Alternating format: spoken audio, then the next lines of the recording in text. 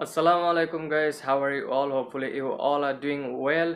In my last video I have shown you how you can edit or how you can make a YouTube channel art by your smartphone. Today I am going to show you how you can change or set the channel art to your YouTube account. In 2020 update, YouTube has changed a lot, so you cannot change your channel art or upload your channel art by your smartphone app, but you can do it by going your smartphone browser, then click the desktop side and you can simply change it. But I'm going to change the channel art by my PC, and this video is going to be a really short video, so I hope you don't skip it.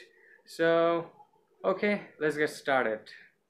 So guys, as you can see, I am in my PC. I have to go to Google Chrome browser, then go to YouTube.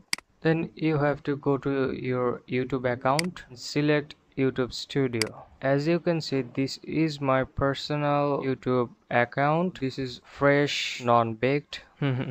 Then go to your channel, press the customize channel here. You can see there is an option over here, add channel art. You can simply just drag and drop here or select manually. I'm going to select manual. Here is my channel art. You can see it's uploading. As you can see, this is the desktop side and this is the mobile side and this is the full version TV side. I am okay with it.